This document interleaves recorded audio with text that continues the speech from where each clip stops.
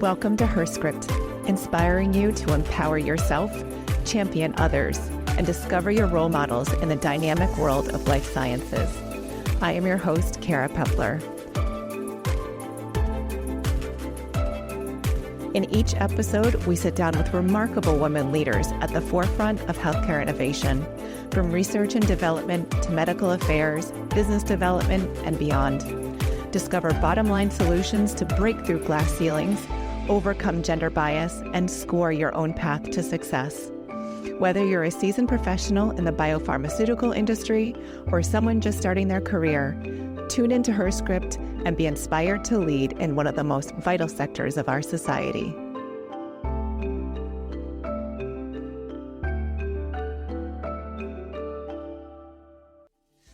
Dr. Natalie LaFranzo is the Vice President of Strategy at the LINUS Group, an insight strategy and an innovation consultancy helping the world's leading organizations in life sciences and healthcare make transformative decisions, grow, and be relevant in the evolving global landscape. There, Dr. LaFranzo specializes in strategy, branding, and strategic communications. Additionally, Natalie dually serves on the board of directors for the American Chemical Society, where she's held roles of increasing responsibility since 2012. She earned a PhD in chemistry from Washington University in St. Louis, where she was also the head cheerleading coach for 12 seasons and received an undergraduate degree in chemistry from Bradley University. Welcome, Dr. LaFranzo. It's so great to have you today on the podcast. Oh, my pleasure to be here. Thank you for having me. You once said that as you transitioned away from the bench into the biotech industry, you had these moments of imposter syndrome. Tell me about how you made the leap into industry and your experience with imposter syndrome, and how did you learn how to trust your instincts to make that leap?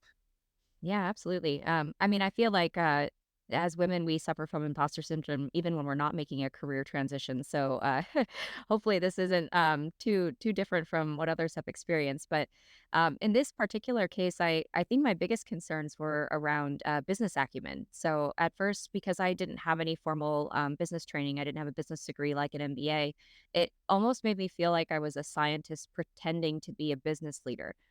But as my career progressed and over time, I realized that actually most of business is common sense, and that the deep understanding that I have of the needs of customers or end users in a technical setting that comes with having my scientific training, that's actually an invaluable skill that comes from the science background that I have. And so to sort of overcome that imposter syndrome about business and business training, I looked for ways to expand and gut check my business knowledge just to provide me a little bit of validation that I was on the right path, right track. Awesome. Yeah, like you said, imposter syndrome is kind of prevalent and it comes in and out of our lives at different points too, right? So, Yeah. um, you know, trusting that you brought value or that you're bringing value at that time, that's really important that you looked inside of yourself to say, I trust myself to bring this value. And then you connected the dots with what you knew that you knew to the Right. customer's needs. And you said, okay, this is not brain surgery. Exactly. What core values fuel you and how have they shaped your path in both your professional and personal life? Right. Well, I think my first one that comes to mind is just to be a nice human. That centers about everything that I do, and in that vein, I try to not be afraid to stand up for myself and for others. I think the reality is that everyone faces challenges in their life and deserves patience, and so trying to remember that if someone is acting in a way that's causing friction for me or doesn't feel quite right, perhaps there's something going on in their life that I'm not aware of, and so trying to provide that patience. Even when it feels like some people don't deserve it. But I also, along the same line, I recognize that I have privilege and I can use it for good. And so making sure that I'm leveraging that opportunity whenever I can. A second core value that comes to mind is the reality that achieving really important things that matter, it's worth working hard for. And there may be opportunities to spend a lot of time doing something that feels good. That said, busyness doesn't have to be a badge of honor. And Say that so one more time. yeah. Busyness does not need to be a badge of honor. That's something that's taken me a while to learn, that being busy for the sake of being busy doesn't do anyone any good. So it's always worth working hard for something you care about. But if it feels like you're just doing activities, and the impact isn't there, it might be worth taking a step back and thinking, are you doing the right things? Are you making the right choices? So that is a core value now of mine as well. And I think this applies not just to goals that you may have, but it's important for deep relationships, personal and professional as well. Those require effort. They require constant engagement and nurturing, and so that's work that's worth putting in as well. It makes sense. It's like you're not on autopilot. You're intentional with, the Yes, next few steps ahead of you. I think that's incredibly great insight. absolutely. Thanks. The last piece that I thought I'd mention is self awareness and self reflection. So I think those are important qualities to have as well. But one of the facets of this that I've tried to emphasize is that it's also important to be kind to yourself. So it's easy to be critical of decisions you've made or mistakes that you may feel like you've made, but recognizing that those are always growth opportunities. I like to think that humans are amazingly plastic. And so we can grow and learn from every decision that we make, every interaction that we have. And so we're always a work in progress. So being aware of the choices that you make and how they translate to outcomes, but don't beat yourself up if you make decisions that aren't quite how you imagine them turning out. It's so nice to hear that too, because I think we all need reminders. I'll speak for myself, right? All to be kind to yourself, to not dwell on those situations that you're like, yeah, I made a mistake. Yes, maybe Right. that happens, but that's a part of learning. That's a part of growth, recognizing it, moving on from it, and continuing on. Because sometimes those can feel like, yeah, it can feel like a weight on you if you just continue with, thinking that that's an identity instead of just a challenge in your way. Exactly. That's right. Okay, let's talk more about how you lead, influence, and guide your teams. You wrote that you had to learn how to be a visionary. How do you personally define leadership vision and how did you learn it? Yeah. So I'm really lucky to have access to a lot of resources through the American Chemical Society. And early in my career, I participated in a great leadership course that ACS offers called Fostering Innovation. In this course, they actually help you evaluate, identify, and enhance what they call your innovation style. And so through this course, I realized that I naturally lean towards what they call is a refiner approach. And so this is much more about incremental improvement, recognizing opportunities to make incremental changes, perhaps areas that need to be fixed. And so, because I naturally lean towards that, it's the direction my brain goes in, and it sometimes feels like it doesn't enable me to have this visionary approach that I think is really important for effective leadership. This maybe isn't surprising for a scientist who is used to doing experimentation in the lab. You record the results and then you make that incremental change to then measure the next step in your experiment. But I've learned that as my career has evolved, I have to think strategically and I have to craft more long-term plans, which requires me to broaden my view and think a lot bigger than just the day-to-day challenges that I'm facing. And so I've embraced this reality, this need to take on this more visionary leadership approach, and I've worked hard to leverage tools and to connect with people that push me to think bigger than just those day-to-day challenges. You wrote a book chapter called Matter of Ethics for the American Chemical Society. The chapter discusses the historical value of expressed feminine traits, which were associated with irrationality, weakness, inferiority, and did not really have a place in leadership, teams, or business. Can you tell us your take on this? Yeah, absolutely. Thanks for bringing this up. So, in the chapter, one of the most surprising findings that I highlight is actually from an HBR guide for women at work. It's a great short book that I highly recommend there. Um, and in it, they summarize that there's growing interest internationally, not just domestically in the U.S., in moving from what might be termed typical male ways of doing business to what are considered more feminine leadership approaches. Sometimes this feeling is overt. So in this study that's summarized in this book, They reference that two-thirds of the 64,000 respondents that they surveyed felt that the world would be a better place if men thought more like women. Fascinating. I love that. That's great. So they tried to dive in and understand exactly what was meant by that statement. And so in this same survey, the analysts asked half of the respondents to classify human characteristics as either masculine, feminine, or neither.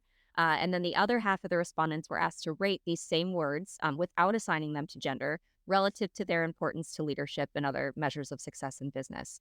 What the study showed is that out of the top 10 competencies that were identified as desirable for modern leaders, 8 out of the 10 were viewed as feminine traits.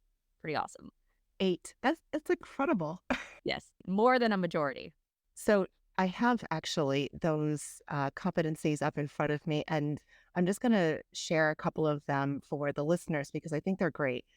So a feminine characteristic, one that scored high was being expressive, which you don't really hear that in leadership, right? You don't hear that a No, lot. As you kind of hear more the stoic sort of way, historically speaking.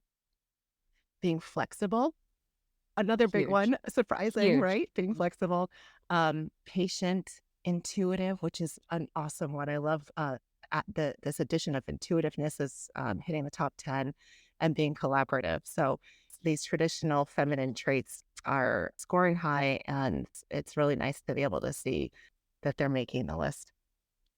Absolutely. Emotional intelligence is emerging as much more important than some of the historic traits. I agree. The book chapter states an effective solution is yet to be found to encourage and retain women in chemistry, particularly in leadership positions. What do you think can be done to close the gender gap? Yeah. I think at a high level, first of all, we have to talk about it. We have to implement intentional strategies. The approach of pretending like this isn't a problem or just expecting it to go away on its own is absolutely an ineffective solution. So, the first step to me is acknowledging bias, trying to ensure that we don't make assumptions and overgeneralizations about what women want or what they can offer in the workplace is essential. And maybe more specifically, women are still often influenced by societal expectations and the gender roles that assign them as a caregiver. And so many of us think about or prioritize our careers based on how it will impact our ability to engage with or support our family by being present, whether that's physically present or, intellectually present, emotionally present. So I think in order to ensure that these societal pressures and gender roles don't dissuade women from exploring leadership tracks, I think there are two major areas of opportunity. The first is to create an inclusive environment that enables all employees, men, women, non-binary people, to respond to family, their dependents, and their needs in the broadest sense. Whether you have a child, a pet, a partner, an aging parent, leaders can really show their humanity by being flexible and supportive to their employees as they navigate the needs of these various dependents. Um, the second piece, which is maybe a little bit more difficult, is to work to dismantle the gender norms that constrain us. I think some of this has to happen at an individual level. Men can step up and help with domestic chores. Women can feel empowered to contribute financially rather than in a caregiving sense. But this is something that's going to take a bit more time to change those societal expectations and gender norms. Yeah. And I think just like you said, just talking about them, making them present.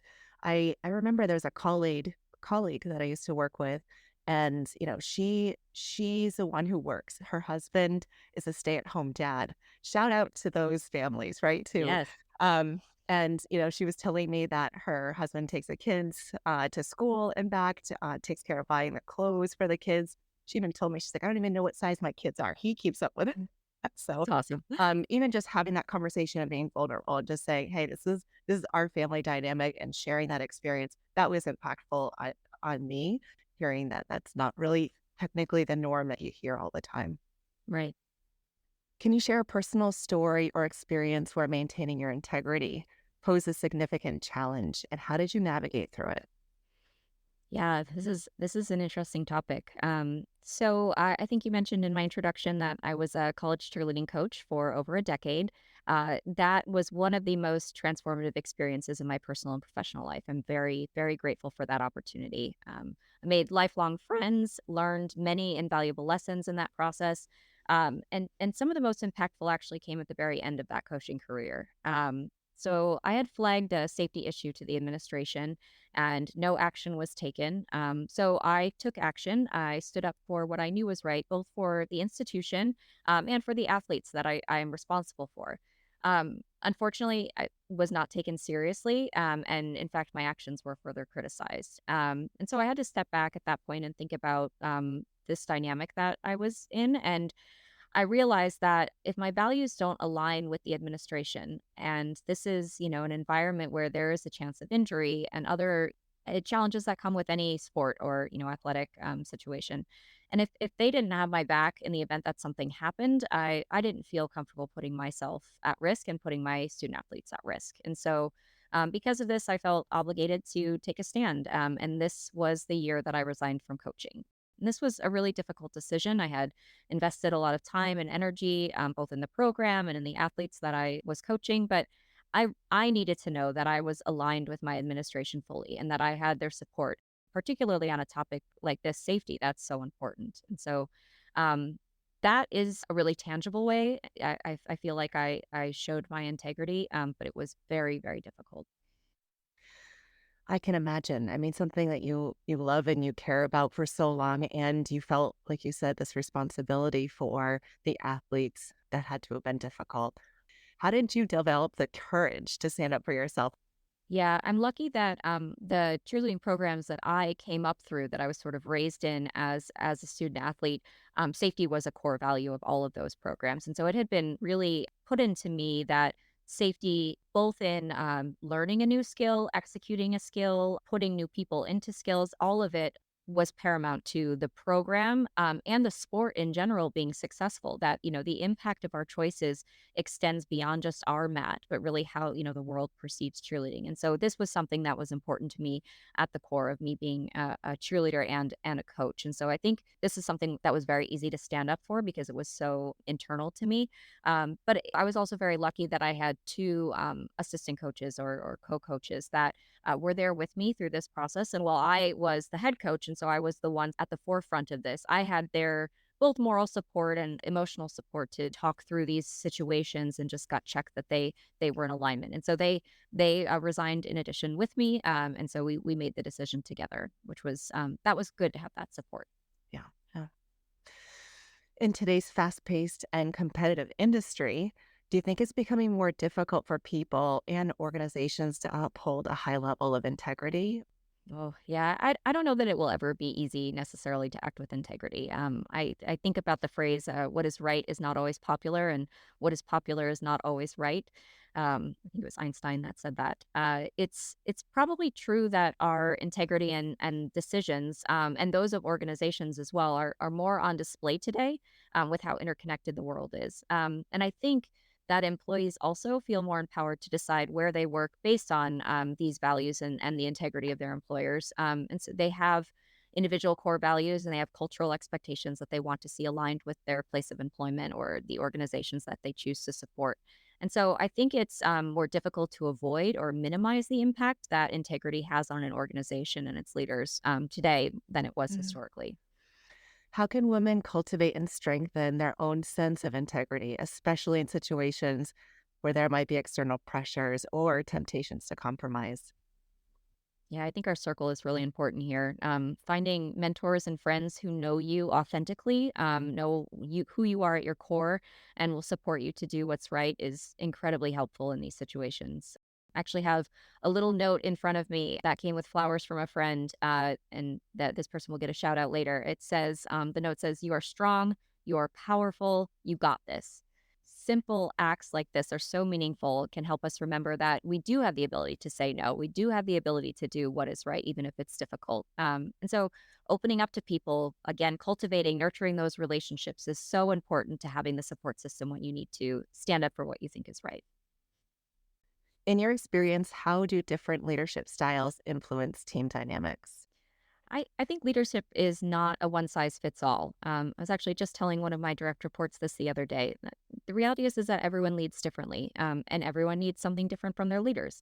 And so, investing time and energy to find out what your strengths are, understanding how your team is motivated, what communication styles they prefer, is invaluable to making people feel both heard and supported.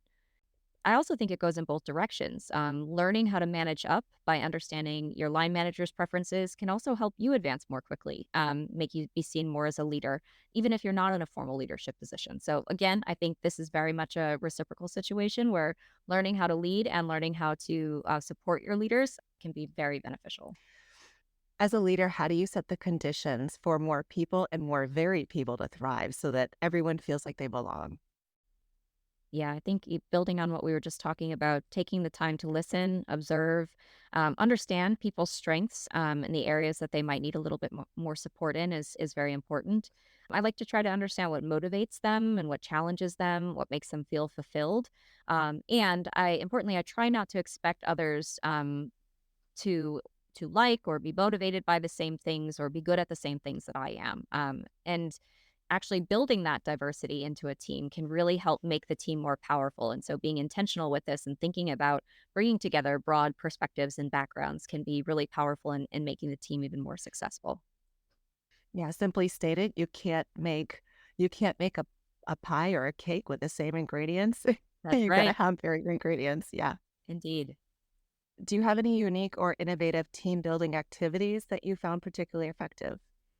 So the Linus Group, the company that I'm currently employed at, is very invested in the Strengths Finder program, which is a really powerful tool. And so, actually, a lot of the examples that I've given today highlight two of my top five strengths, which is relator and individualization. And so, actually participating in a lot of their activities around Strengths Finder has helped me not only hone my own strengths, but better understand those of my team and activities or trainings like this that actually create a shared language between a team can be really useful for enhancing team dynamics. If you are using the same shorthand or the same types of words to describe a process or a situation, it gives you a really nice sort of shared language to use.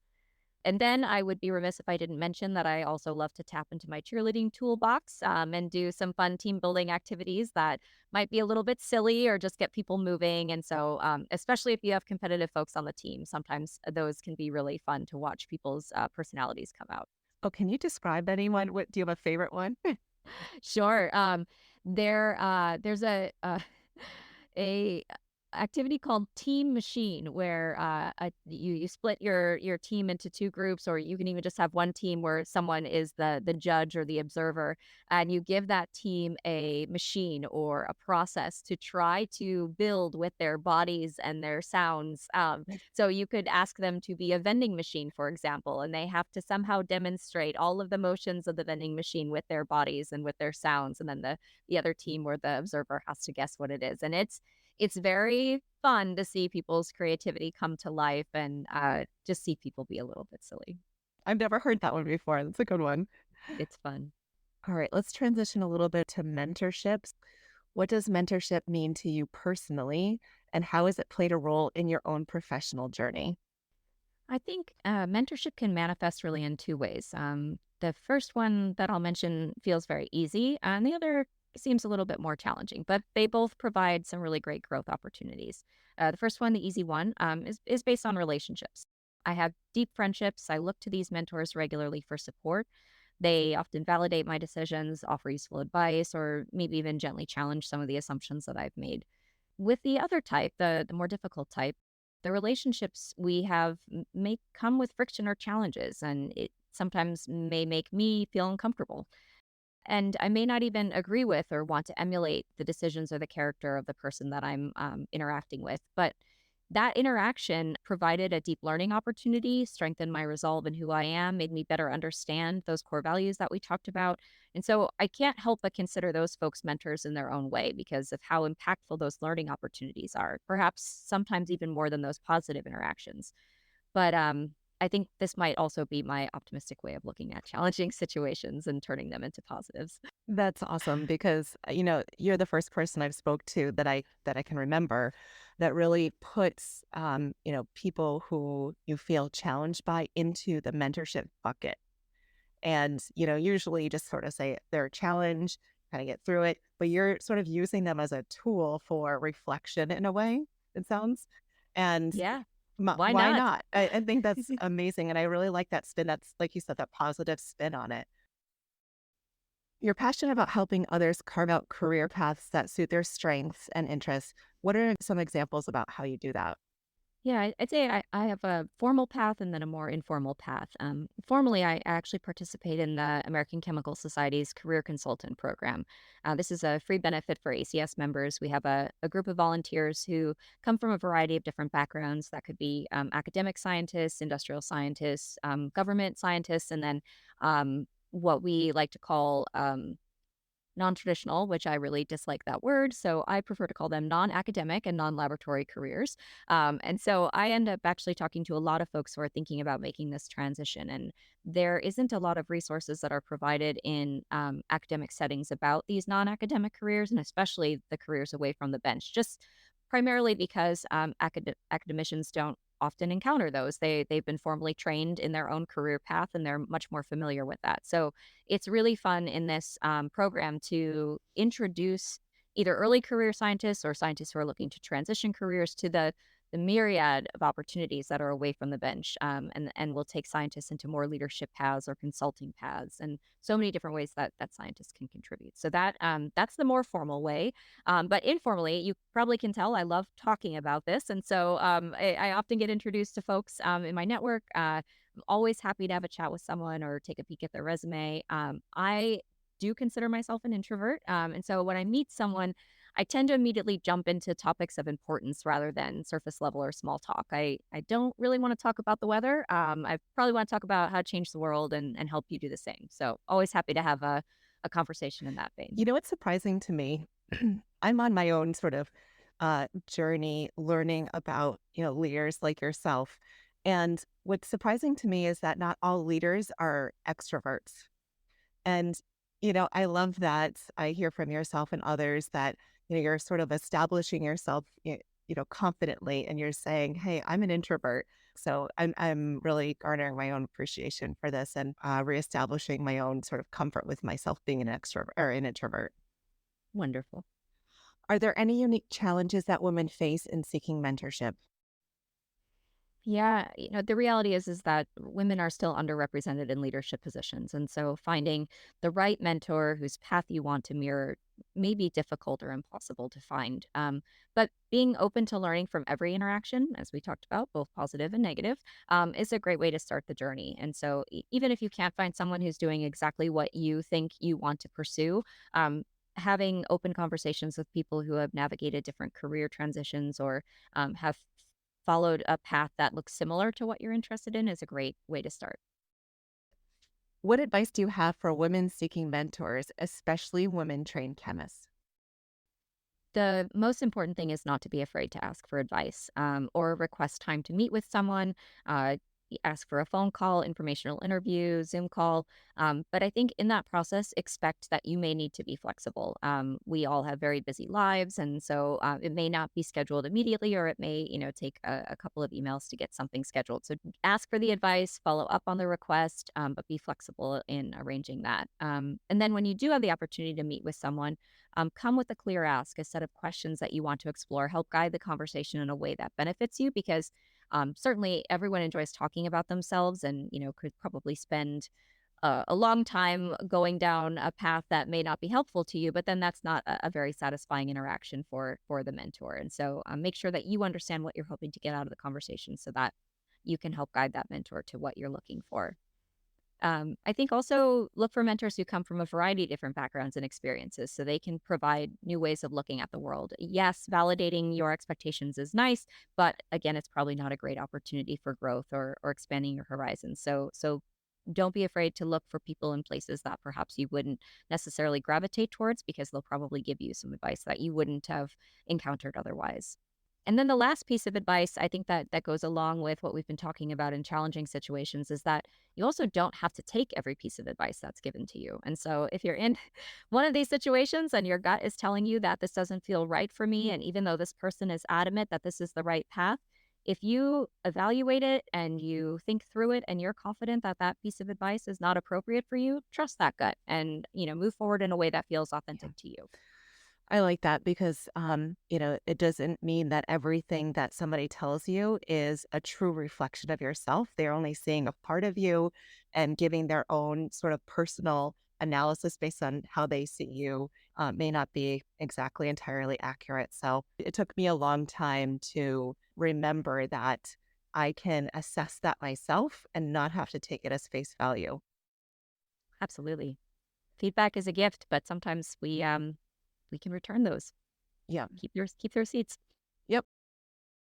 To balance yourself from work, I have to imagine you have to do something except just work. How do you personally define wellness for yourself?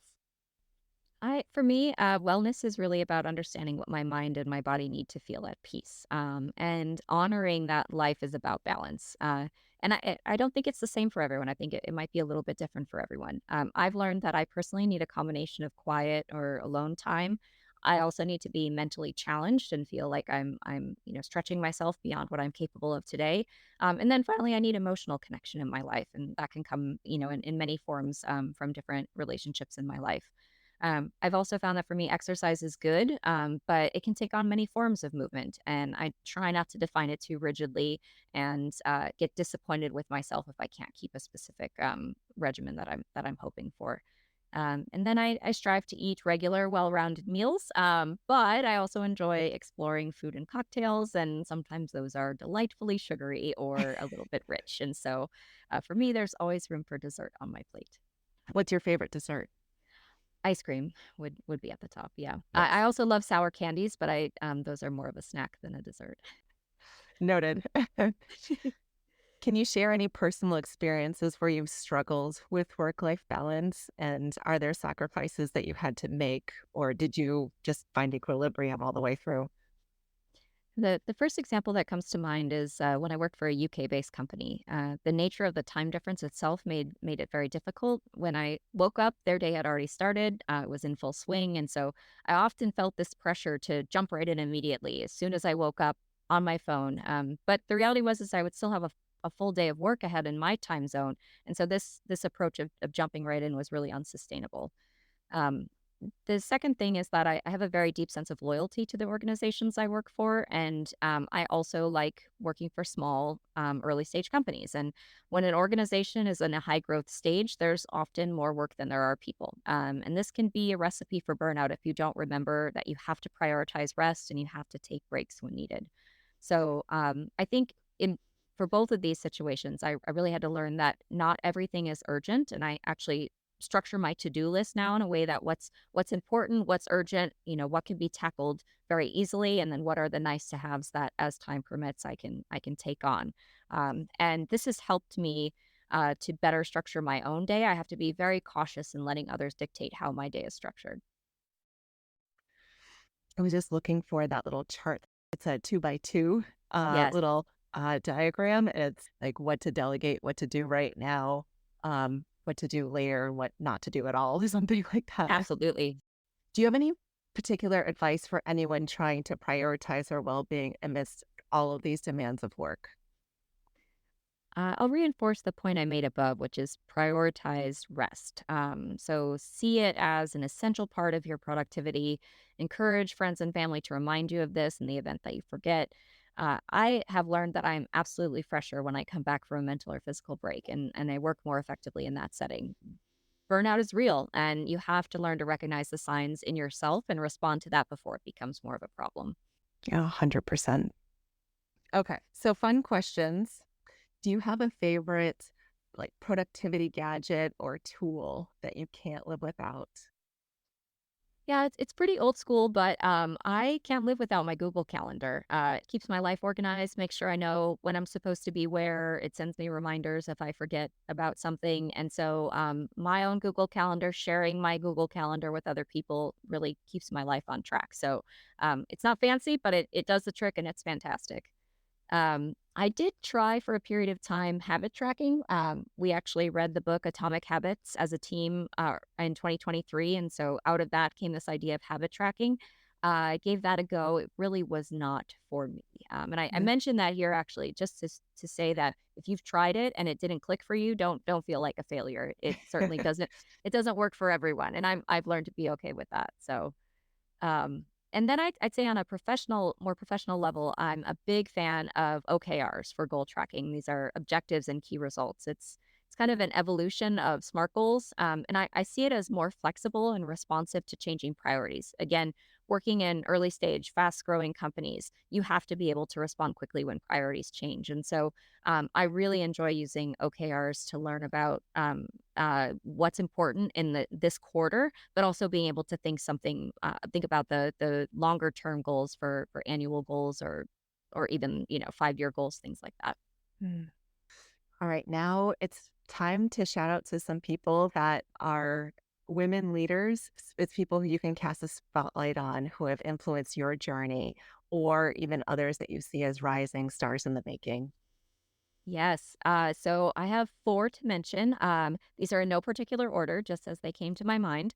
The first I'll mention is my friend Barbara Stevenson. She was the woman who sent me flowers and the note that I referenced. She is the owner operator of the creative agency 300 Feet Out. So after working together for many years, Barbara has become truly a friend and a mentor who constantly reminds me to trust my instincts, honor my high standards, and to be a good human. So big shout out to Barbara for everything she's added to my life. Um, Second person I'll mention is Karen Blair. So I don't know Karen very well. I was introduced to her, and I now follow her on LinkedIn. She is an executive coach, a facilitator, and strategic advisor. Karen shares amazing resources and content on LinkedIn, and makes has made me think about how I define strategic leadership and how I prioritize my leadership development in new ways. And so I definitely recommend following her. Third person I'll mention is Cynthia Chappell. She is the founder and CEO of Black Girls Do STEM. So I met Cynthia when I lived in St. Louis, and have continued to support her organization and the amazing work that she does. She is passionate, she is tenacious, and she is committed to ensuring that the next generation of scientists is full of empowered, creative women. And it's such an incredible organization and the work that she does. So very proud to know Cynthia and happy to give her a shout out here. And then the last group that I want to mention is ALDA, which is the Analytical Life Science and Diagnostics Association. And while this is not a person per se, ALDA is an organization that's definitely worth highlighting here as well. They're doing some really amazing things to bring women leaders together to foster community, provide opportunities for mentorship, and also provide training. I attended an event recently where they provided an introduction to board placement and how to prepare yourself to be attractive for board recruitment, and getting more women onto nonprofit and for-profit boards would be very, very good for the business community. And so I was very inspired by that, and I'm happy to give Alda a shout out as well. Oh, wonderful. These are great resources and sounds like wonderful people as well. I look forward to looking into some of them and learning about them. I had a really nice time talking with you today, Natalie. Thank you so much for all of your insights. It was a true pleasure. Thank you, Karen. Thank you for putting together this podcast. I'm thrilled to listen to the other folks that you've spoken with. That was Dr. Natalie LaFranzo, Vice President of Strategy at the LINUS Group, who reminded us that standing up for yourself and others takes courage and compassion. Patience and self-awareness are keys to personal growth, and anything worth achieving requires dedication and hard work. Remember to be kind to yourself along the way. Thanks for listening.